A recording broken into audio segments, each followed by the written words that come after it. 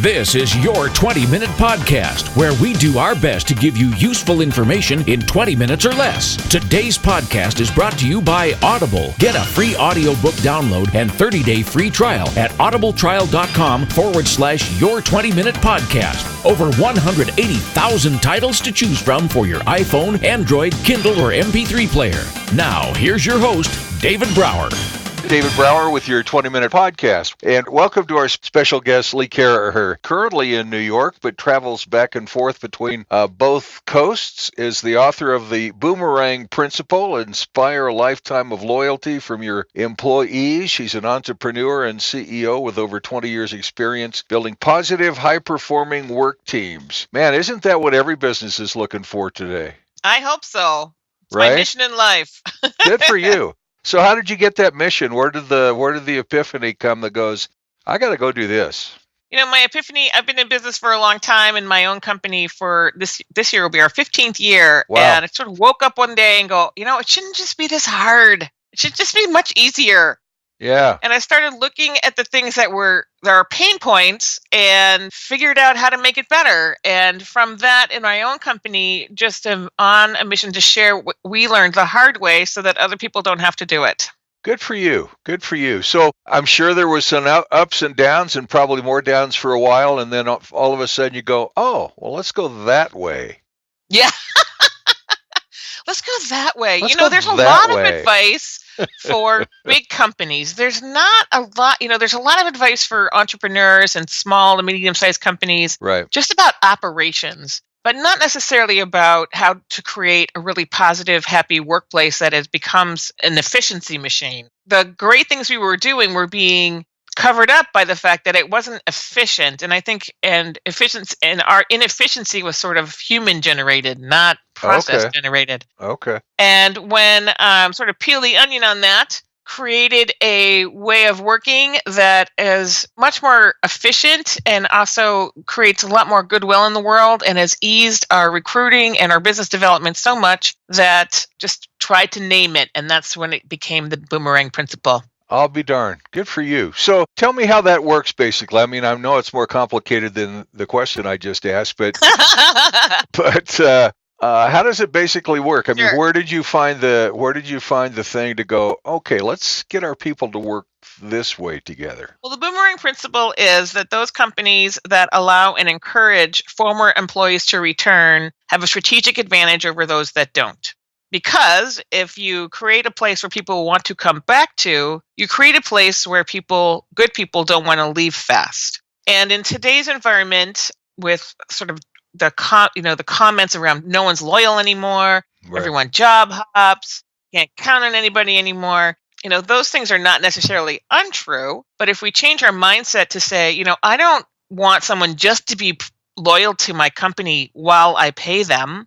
I want them to be loyal to my company for their duration of their career. That just sort of opens up a whole nother set of opportunity for a mutual relationship that transcends tenure and can be very lucrative over the long term in terms of ease of recruiting, ease of business development, bringing people back who have different skill sets later in their career, but who are highly aligned with you. And anytime you can shorten the period of time that you're recruiting or onboarding, you are driving efficiency and happiness into your workplace. Boy, no question. That makes all the sense in the world. So and I got to think that bringing people back helps foster camaraderie, teamship, Absolutely. That whole thing, right? It creates a whole different environment internally that you didn't have before. Yeah. So I think when I had this epiphany, I used to work for a much larger company, an internationally huge company, and I had about 800 people in my organization. And because my company's a public relations and digital marketing firm, most of our business is time, right? And so if you don't have people, you can't build time. And sort of at that time in the economy, it was don't lose any people because then you can't bill all your time. And if you can't build time, you can't make your numbers, et cetera. And it was a revolving door of people coming into my office and saying, I got another job offer. I'm expecting a counter. If you counter me, I will stay. But, you counter someone and they're there for 6 months and they end up leaving anyway, right? And one day I was going, I'm not countering anymore. I'm done. And the next day someone walked in my office. I got another job offer and I said, good luck. And he was like, aren't you going to counter? I'm like, no, I'm not countering. No. And he was very, very incensed. I said, you're already out the door, but you can come back. I hope that you come back here when you've, gotten everything you can out of that next job. And he didn't come back. He was really pissed.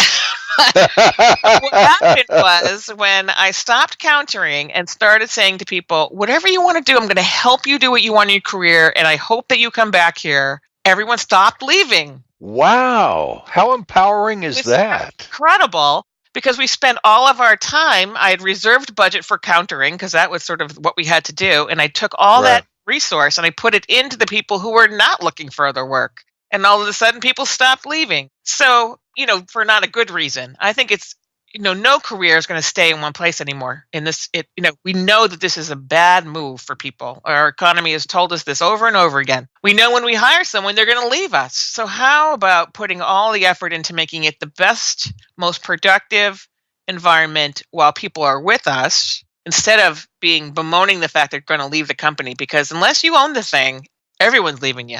Right. Exactly right. Yeah.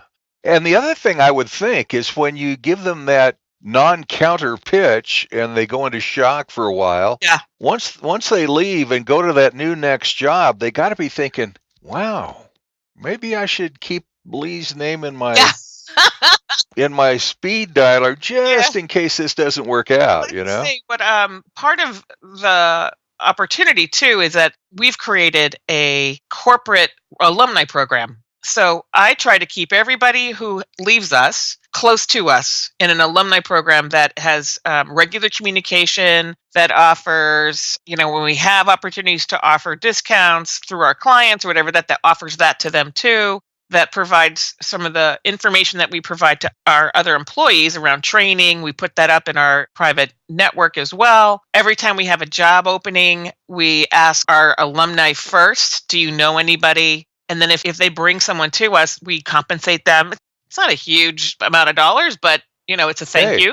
Yeah. And if you have the mechanism to keep contact with people, make it known that you want to keep in relationship with the people who, at one time worked for you. Right. The inclination for your former employees to keep those relationships alive is much higher. Oh my gosh, the alumni program's brilliant. Well, thank you. I mean, no, it is. It's absolutely brilliant.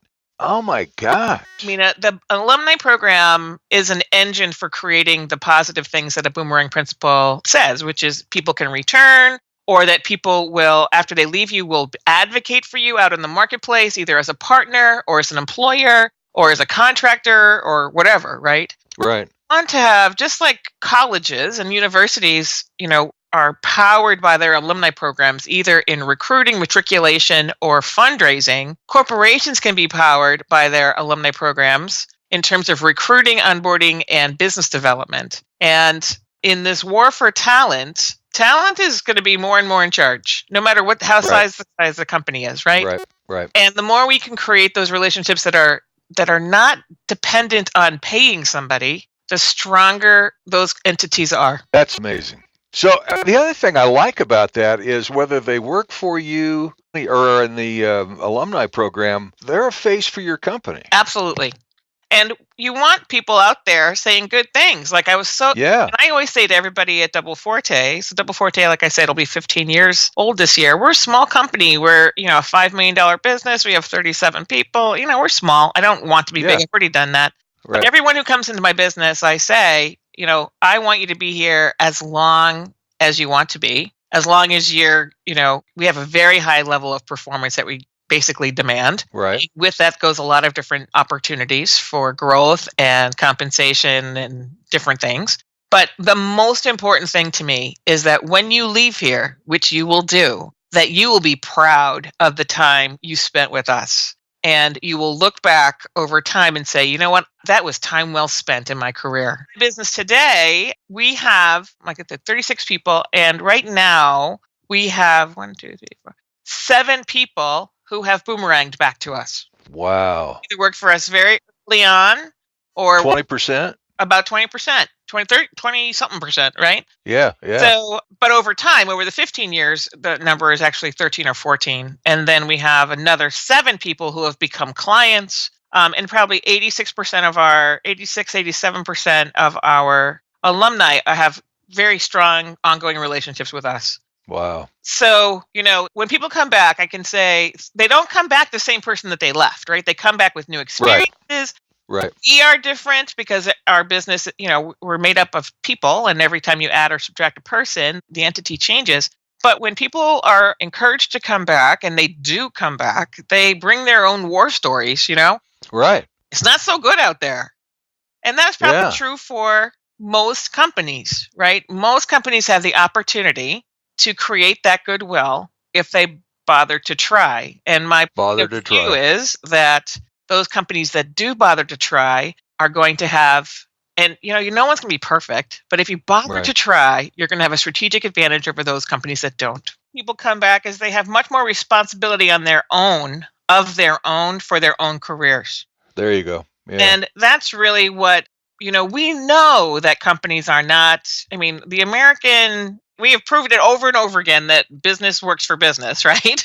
A company to carry their career, and that it's really a person's responsibility to create their own career. So sometimes, particularly younger people might leave before they should because they feel like, the company's not offering me enough. But they go into the world and they find companies that most companies don't offer what they want, right? Right. In terms of, you carry me. And the more we can have people understand that they are the crafters of their own career, and if people come back to you, that's a choice. That's a choice they're making to say, you know what? Nothing's perfect, but this is pretty good. Yeah. So if they're out there in the workforce looking for someone to carry them, is that a millennial mindset? Everyone says it's a millennial mindset, and I think it's a entitled mindset. And I don't think you have to be millennial to be entitled.